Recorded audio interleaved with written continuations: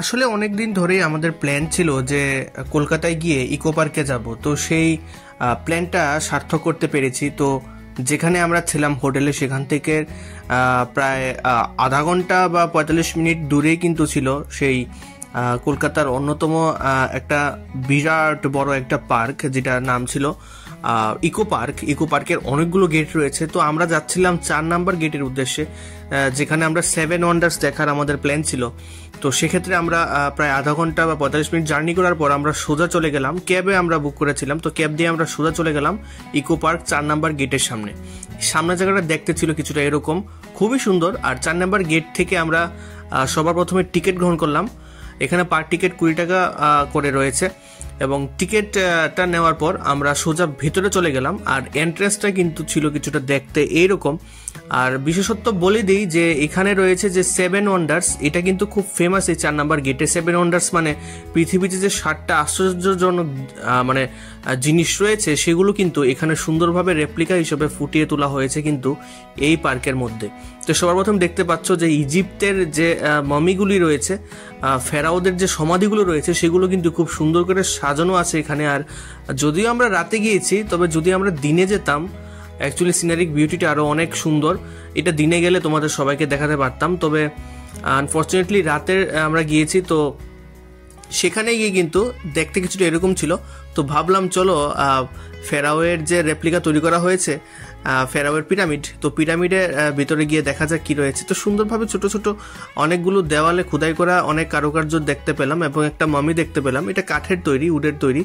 তো এটার ভিতরে কিছু নেই, খালি রয়েছে, শুধু রেপ্লিকা হিসেবে তৈরি করা হয়েছে। আর এই যে গাছগুলো দেখতে পাচ্ছ, খেজুর গাছের মতো দেখতে, এগুলো কিন্তু রেপ্লিকাই, এগুলো কিন্তু অরিজিনাল গাছ না, কিন্তু দেখতে অরিজিনাল লাগছে।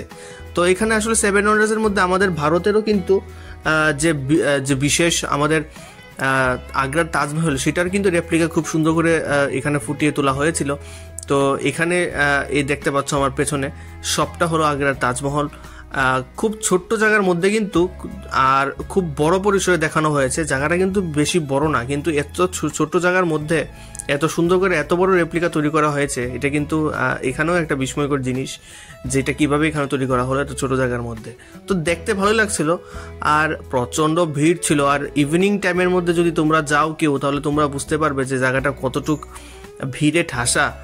আর এখানে দেখতে পাচ্ছ পেছনে অনেকগুলো 7 ওয়ান্ডার্স দেখতে পাচ্ছ। এখানে অনেক জিনিস রয়েছে, যেখানে যারা যাওনি কিন্তু এখানে এসে সবটাই কিন্তু পরিদর্শন করতে পারবে। আর আনন্দই লাগবে, স্পেশালি বাচ্চাদের জন্য তো খুবই ভালো লাগবে, কারণ ছোটাছুটি করার জায়গা অনেক রয়েছে। আর এটাও তোমরা জানো, দেখতে খুবই সুন্দর। আর এগুলি কিন্তু রক মানে পাথরের কেটে তৈরি করা হয়েছিল অরিজিনালগুলো, কিন্তু এখানে কিন্তু খুব সুন্দর করে এখানে রেপ্লিকা হিসাবে তৈরি করা হয়েছে। তবে এগুলো পাথর নয়, এগুলো একটু শক্ত টাইপেরই, পাথর না, মেটাল হবে কিছু, এগুলো দিয়ে তৈরি করা হয়েছিল আর কি। তারপর এখানে দেখতে পাচ্ছ এটার পেছনে অনেক জিনিস রয়েছে, যেগুলো কিন্তু সবটা ঘুরে শেষ করা যায় না, এত বড় এই যে ৪ নাম্বার গেট বা এটার এরিয়াটা। তো এখানে আসতে হলে তোমাদের 2বার কিন্তু টিকিট কাটতে হবে। 7 ওয়ান্ডার্সের মেন এন্ট্রান্সের ভিতরে যেতে গেলে আবার একটা টিকিট কাটতে হয়, এবং মেন 2টা জায়গার মধ্যে তোমাদের টিকিটটা কাটতে হবে, ঠিক আছে। তারপর আমরা এখানে চলে আসলাম যে চায়নার যে গ্রেট ওয়াল অফ চায়না বলে রয়েছে, যেটা 7 ওয়ান্ডার্স, যেটা হাইয়েস্ট সবচেয়ে বড় একটা, যেটা পৃথিবীর মধ্যে সব থেকে বড় হিসেবে তৈরি করা হয়েছে, সেটা কিন্তু চায়নাতে রয়েছে। তো চায়নার এই রেপ্লিকাটারও কিন্তু এখানে খুব সুন্দরভাবে ফুটিয়ে তোলা হয়েছে। দেখো কত সুন্দর। আর এখান থেকে কিন্তু সবটা এরিয়াই দেখা যায়, এত বড় বা এত উঁচু আর কি। এখান থেকে সবটা 7 ওয়ান্ডার্সের যে 7টা রেপ্লিকা, সবটাই মোটামুটি দেখা যায়, 90% এখান থেকে দেখা যায়।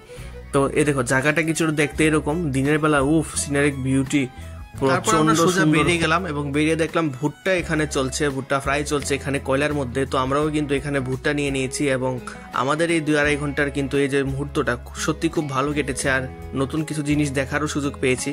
তো এই ছিল এই ছোট্ট ভিডিওটা তোমাদের সবার জন্য। যদি তোমরা কলকাতায় আসো, অবশ্যই এই যে ইকো পার্ক আছে 4 নাম্বার গেট, অবশ্যই আসতে